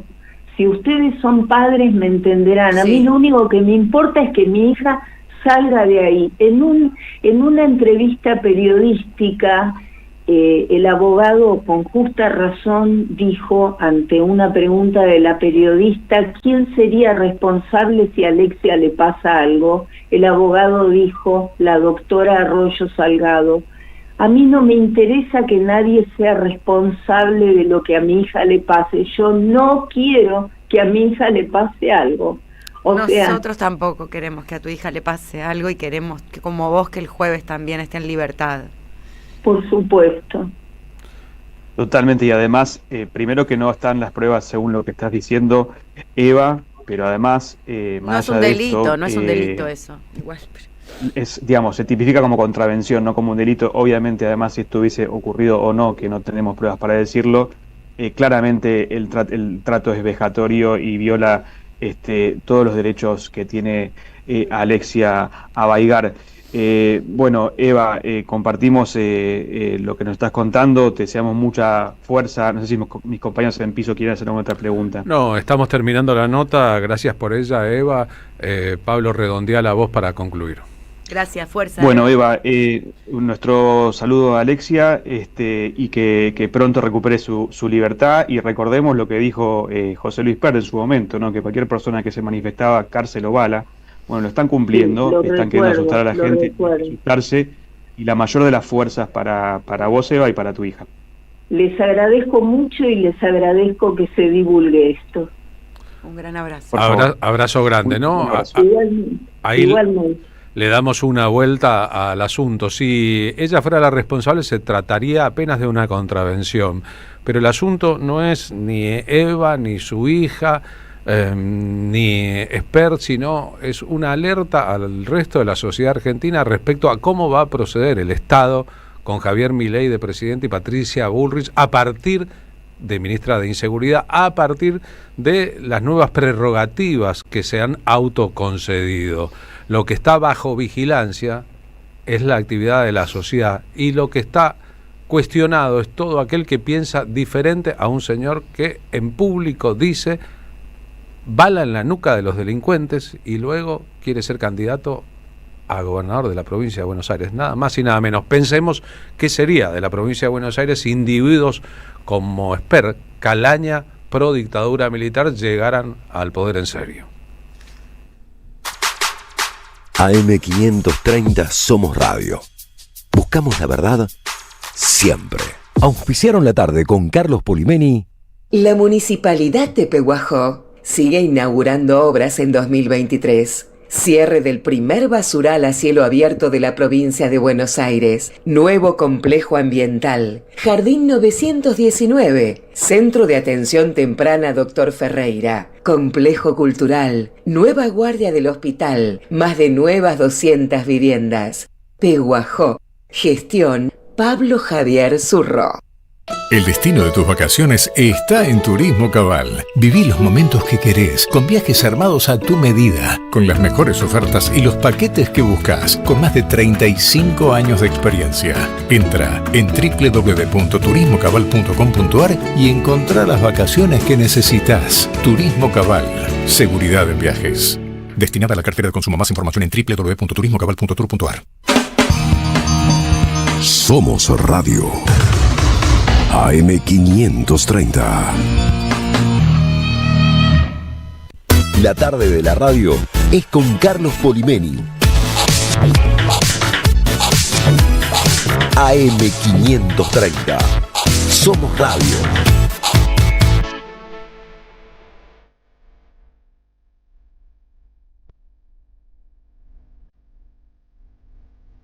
y 57 ahora. Saben que este sábado 5 de julio, tenemos la siguiente función de nuestro espectáculo La Patria no se vende.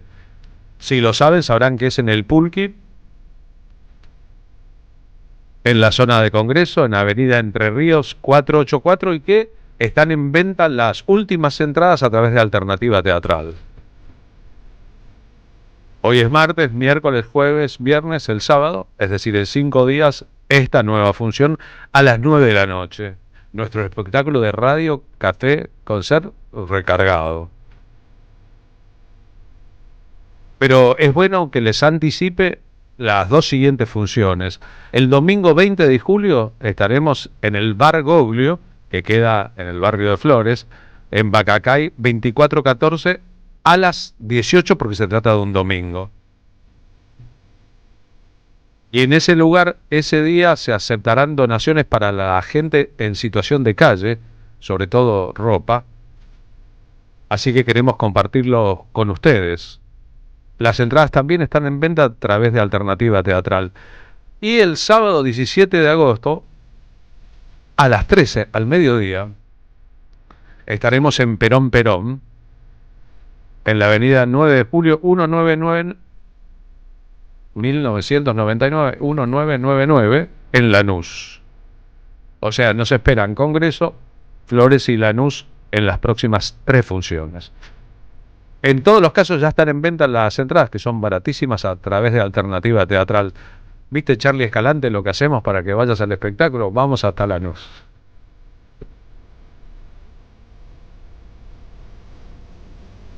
Así que muchísimas gracias a todos, incluso a los oyentes que siguen escribiendo sobre el día de la muerte de Perón.